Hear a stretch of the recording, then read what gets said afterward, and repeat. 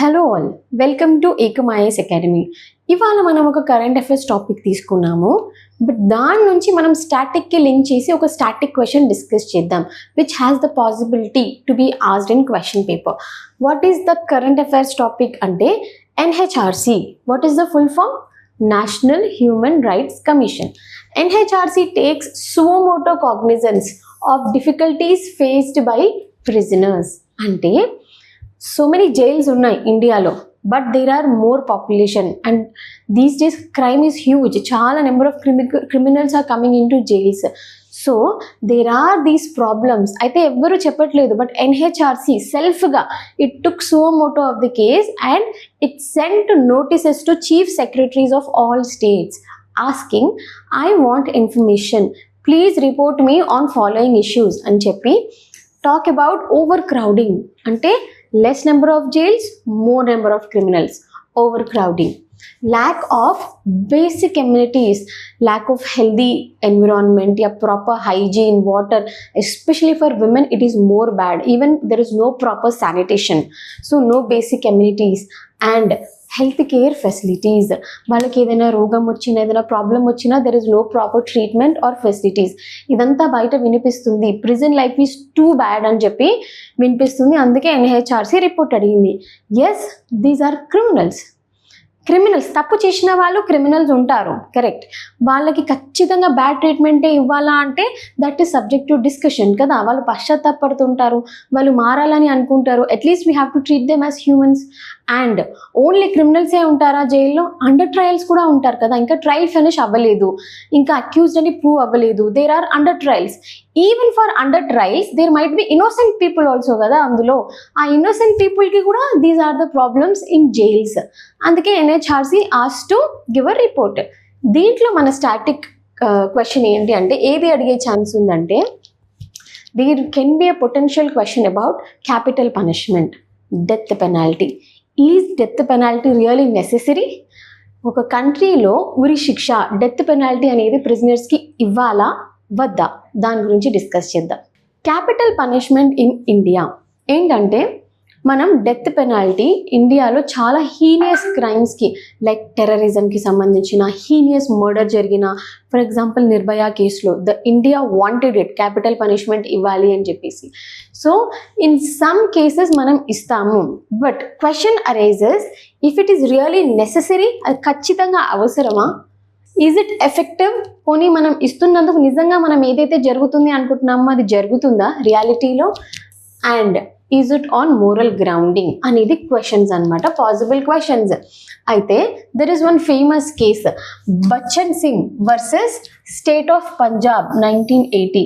దీంట్లో జ్యుడిషియరీ ఏం చెప్పింది అని అంటే, క్యాపిటల్ పనిష్మెంట్ అనేది ఉత్తుత్తగా అన్నిటికీ ఇవ్వకూడదు. జస్ట్ బికాజ్ ఒక మర్డర్ జరిగింది, ఒక రేప్ జరిగింది, అలా ఇవ్వడం కాదు. Rarest of the rare cases, ఎంత వీలైతే అంత వాడకండి, తక్కువగా వాడండి. But there will be some crimes, some cases where you have to mandatorily give. ఖచ్చితంగా ఉరిశిక్ష వేస్తేనే న్యాయం జరిగినట్టు అలా అనిపిస్తే, if public interest really wants that, rarest of the rare కేసులో వెయ్యండి డెత్ పెనాల్టీ అని ఇండియాలో ఒక డాక్ట్రిన్ ఉంది. Now, what are the arguments for or in favor of capital punishment? ఎందుకు ఉండాలి క్యాపిటల్ పనిష్మెంట్ అని అంటే, ఫస్ట్ ఒక డిటరెన్స్ క్రియేట్ చేయడానికి. ద హోల్ మోటివ్ ఎందుకు క్యాపిటల్ పనిష్మెంట్ని పెట్టారంటే, to instil fear in the people, భయం క్రియేట్ చేయడానికి. మీరు ఎప్పుడైనా మర్డర్ గురించి, టెర్రరిజం గురించి, హీనియస్ రేప్ గురించి ఆలోచిస్తే వెంటనే అమ్మో నాకు ఉరిశిక్ష పడొచ్చేమో, డెత్ పెనాల్టీ వస్తుంది అని you should be afraid. You should have that fear. Psychological barrier లాగా యాక్ట్ చేయాలి క్యాపిటల్ పనిష్మెంట్ అనేది. అదొక డిటరెంట్ లాగా యాక్ట్ చేయాలి, so that nobody will ever commit a grave offence. That is the motive, first one. Second వచ్చేసి retributive justice. Imagine a family of a victim. For example, నిర్భయానే చూడండి. For many years, the criminals were not hanged. Were the parents happy or were the parents peaceful? వాళ్ళకి ఎట్లా ఉంటుంది, నా కూతుర్ని అంత దారుణంగా హింస పెట్టి చంపారు, చంపిన వాళ్ళందరూ మంచిగా తినుకుంటూ కూర్చున్నారు జైల్లో in comfortable conditions, but I don't have my daughter. ఇంత పెయిన్లో చచ్చిపోయింది, ఆ బాధ ఎప్పటికీ పేరెంట్స్కి ఉంటుంది కదా, ఆ ఫ్యామిలీకి ఉంటుంది కదా. ఎప్పుడైతే వాళ్ళు కూడా చచ్చిపోతారో వాళ్ళకు ఒక క్లోజర్ వస్తుంది అనమాట, మర్చిపోగలరు. ఓకే, న్యాయం జరిగింది నా కూతురికి, లేదా నా పాపకి న్యాయం జరిగింది అని మర్చిపోతారు. ఈవెన్ పబ్లిక్ అవుట్రేజ్ కూడా వస్తుంది. ఒక టెర్రరిస్ట్ ఫర్ ఎగ్జాంపుల్ కసబ్ ఉన్నాడు, ఆయన చేసిన బాంబ్ బ్లాస్ట్ వల్ల ఎంతమంది చచ్చిపోయారు. అందుకనేసి ఆ ఫ్యామిలీస్, అగ్రీవ్డ్ ఫ్యామిలీస్ అందరూ వాడికి ఖచ్చితంగా ఉరిశిక్ష వేయాలి, అప్పుడే మాకు మనశ్శాంతి, ఇలా అడుగుతారు. సో మనం ఏంటంటే న్యాయం జరగాలంటే ఈ క్రైమ్తోనే చేయాలి అన్న ఈక్వేషన్ వచ్చేస్తుంది అనమాట. So it is almost like retributive justice లాగా పనిచేస్తుంది డెత్ పెనాల్టీ అనేది. Next public safety. చూడండి, హూఎవర్ గెట్స్ డెత్ పెనాల్టీ అంటే there might be serious grave అఫెన్సే కదా, చాలా హై క్రైమ్ చేస్తే తప్ప డెత్ పెనాల్టీ రాదు. అలాంటి వాళ్ళని చంపేస్తే society will be safe, public will be safe అని మీనింగ్ వస్తుంది. ఎందుకంటే వీడికి ఒక 30-40 years శిక్ష వేసి మళ్ళీ వదిలామనుకోండి సొసైటీలో, what is the guarantee that he may not do the same thing, he might be angry with the system. వాడు అంత పగను లోపల పెట్టుకుని బయటకు వచ్చి మళ్ళీ అదే చేయొచ్చు. I give you example. చూడండి, యూపీలో there was a man, he was accused of rape. కొన్ని నెలలు జైల్లో కూడా ఉన్నాడు, but somehow on bail condition he came out. Okay, he raped a minor girl and he came out. మళ్ళీ వచ్చి మళ్ళీ సేమ్ గర్ల్ని కిడ్నాప్ చేసి మళ్ళీ రేప్ చేశాడు. రీసెంట్గా జరిగింది 1 week back. If he was put in jail, వాడు వచ్చేవాడా, మళ్ళీ ఆ అమ్మాయిని గ్రేవ్ యార్డ్కి, శ్మశానానికి తీసుకెళ్ళి రేప్ చేశాడు. సో ఇలాంటి వాళ్ళు డేంజరస్ పీపుల్ ఉన్నారు అనుకోండి, when they commit grave offenses, if they are killed, society will be safe from those dangerous criminals. Public safety అనేది ఉంటుంది అనేది ఒక argument in favour of capital punishment. Arguments for కంటే ఆర్గ్యుమెంట్స్ ఎగెయిన్స్టే ఎక్కువగా ఉన్నాయి. ఎందుకు క్యాపిటల్ పనిష్మెంట్ ఉండకూడదు అనేదానికి. ఫస్ట్ వచ్చేసి risk of irreversible error. Mostly Indian జ్యుడిషియరీలో 70% ఆఫ్ ది ప్రిజనర్స్ అండర్ ట్రయలే ఉంటారు, అంటే ఇంకా ట్రయల్ ఫినిష్ అవ్వకుండా. బికాజ్ మనకి అవార్డింగ్ సెంటెన్స్, పనిష్మెంట్ ఇవ్వడం అనేది ఎప్పుడో కొన్ని ఏళ్ళకి జరుగుతూ ఉంటుంది. మీకు తెలుసు జ్యుడిషియరీలో కేసెస్ ఇయర్స్ అండ్ ఇయర్స్ ఎట్లా వెళ్తాయో. అయితే చాలా నెంబర్ ఆఫ్ కేసెస్లో ఇన్నోసెంట్ పీపుల్కి శిక్ష పడటం, ఇన్నోసెంట్ వాళ్ళని క్రైమ్కి బాధ్యులు చేయడం, ఇలా చాలా జరిగాయి. ఇప్పుడంటే DNA ఫోరెన్సిక్ లీవ్ వచ్చినాయి, కానీ చాలా ఏళ్ళ నుంచి ట్రయల్స్లో ఉన్న వాళ్ళని కరెక్ట్గా ఎవిడెన్స్ దొరకక మనం అది కేసు ముందుకు వెళ్ళట్లేదు, వెనకలేదు, అక్కడ ట్రయల్లో ఉండిపోయారు అండర్ ట్రయల్లో. సో కొన్ని కేసెస్లో కరెక్ట్ ఎవిడెన్స్ లేనప్పుడు ఒక ఇన్నోసెంట్ని కూడా చంపే ఛాన్స్ ఉంది కదా, అతనికి కూడా శిక్ష పడే ఛాన్స్ ఉంది కదా. అండ్ వన్స్ ఒకసారి చంపేసినామంటే can we bring that life back, మళ్ళీ తిరిగి తీసుకురాగలమా? No, it can be a irreversible error. Especially Indian జ్యుడిషియరీలో ఇంత అమౌంట్ ఆఫ్ అండర్ ట్రయల్స్లో ఇది కొంచెం రిస్కీ స్టెప్ అని కొంతమంది చెప్తారు. నెక్స్ట్ వచ్చేసి ఎథికల్ కన్సర్న్స్. అంటే ఏంటంటే ఇండియాలో ఫండమెంటల్ రైట్స్ ఉన్నాయి మీకు.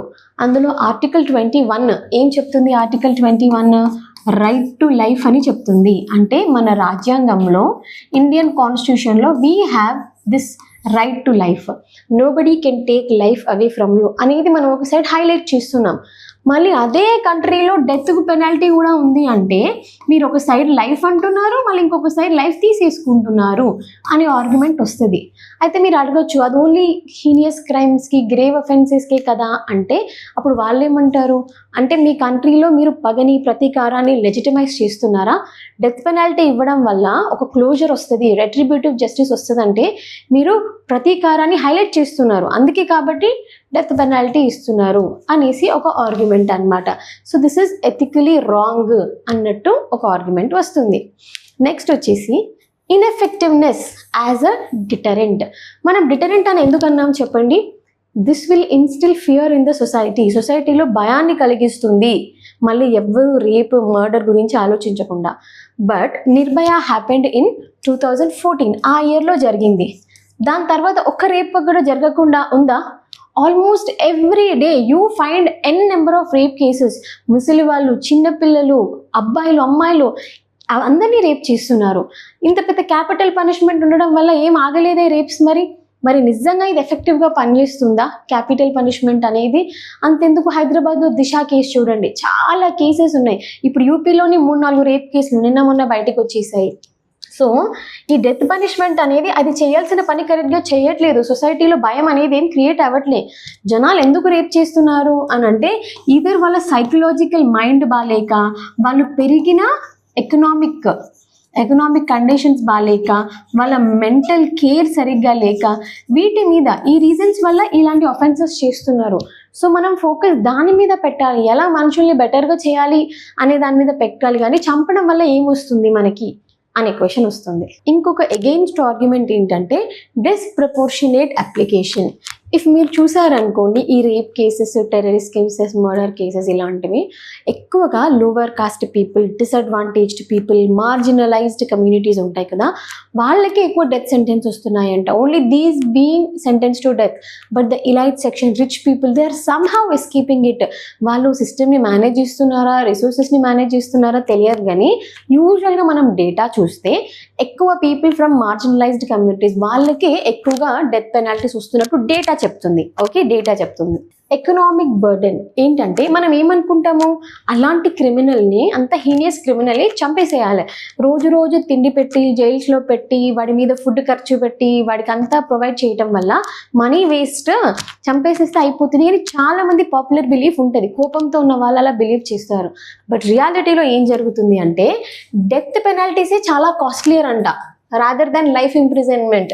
వాళ్ళ లైఫ్ లాంగ్ ప్రిజన్లో ఉండడం కన్నా డెత్ పెనాల్టీనే కాస్ట్లియర్. ఎందుకంటే ఆ లీగల్ ప్రాసెస్ అనేది ఇయర్స్ అండ్ ఇయర్స్. మీరు చూడండి, నిర్భయ 2014లో జరిగితే వాళ్ళకి ఏ ఇయర్లో శిక్ష పడిందో చూడండి.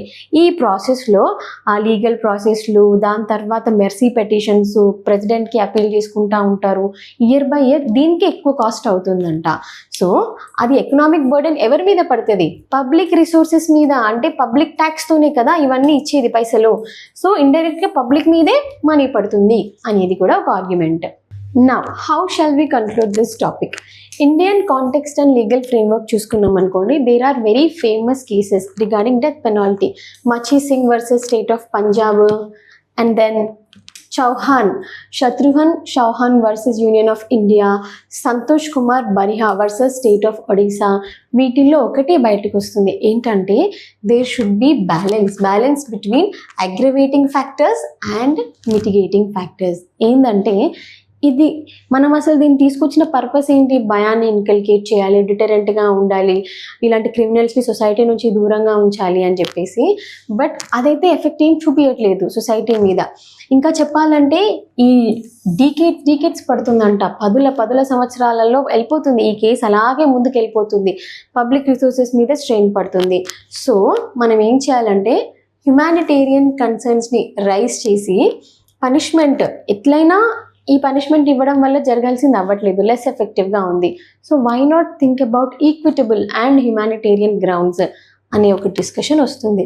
సో కన్క్లూజన్లో ఏం చెప్పొచ్చు అని అంటే ఇలాంటి హీనియస్ క్రైమ్, ఇలాంటి ఒక గ్రేవ్ రేప్ జరిగినప్పుడు, టెర్రరిజం యాక్టివిటీ జరిగినప్పుడు డెఫినెట్లీ పబ్లిక్ నుంచి అప్పీల్ ఏమొస్తుంది, చంపేయాలి, క్యాపిటల్ పనిష్మెంట్ ఇవ్వాలి అని చెప్పేసి. But as a system, as a progressive justice system, we should prioritise reform, fairness and human dignity. Punishment ఇవ్వడం వల్ల ఏమవుతుంది? మహా అయితే చచ్చిపోతాడు 5 minutesలో. బట్ అతను ఒకవేళ మార్చగలిగితే సిస్టమ్, అంటే మిగతా మనుషులకి రైట్ టు లైఫ్ ఉన్నట్టు అతనికి కూడా ఉంది. Maybe because of the background or వాడి సైకలాజికల్ మైండ్ బాగాలేక వాడు ఇలా చేశాడు. మీకు రావచ్చు, మరి అలాంటి వాడిని బయటకు పంపాలా అని అవసరం లేదు. There is an alternative called life imprisonment without parole. అంటే వాడిని బయటకు పంపకుండా ఫర్ లైఫ్ లోపలే ఉంచొచ్చు. Correct, he will not be a danger to the society, లోపలే ఉంటాడు. బట్ అట్లీస్ట్ లైఫ్ తీసుకోవడం వల్ల ఏం వస్తుంది? ఏం రావట్లేదు కదా. అండ్ ఆల్సో ఇక్కడ ఇంపార్టెంట్ పాయింట్ ఏంటంటే మోర్ దెన్ 196 కంట్రీస్ ఉన్నాయి కదా ప్రపంచంలో. నియర్లీ 140 కంట్రీస్ డెత్ పెనాల్టీని అబాలిష్ చేశాయి. ఈవెన్ క్రూడ్ కంట్రీస్ అయిన మిడిల్ ఈస్ట్, వెస్ట్ ఏషియా వాళ్ళు కూడా డెత్ పెనాల్టీని చేయట్లేదు, క్యాన్సిల్ చేసుకున్నారు. సో మనం కూడా ఈ గ్లోబల్ అజెండాతో అలైన్ అయ్యి మెల్లిమెల్లిగా దీన్ని రిమూవ్ చేయొచ్చు. దాని ప్లేస్లో ఒక reform on humanitarian ground, equitable గ్రౌండ్లో మనం ట్రీట్మెంట్ ఇవ్వచ్చు అనేది ఈ డెత్ పనిష్మెంట్ యొక్క టాపిక్. Thank you.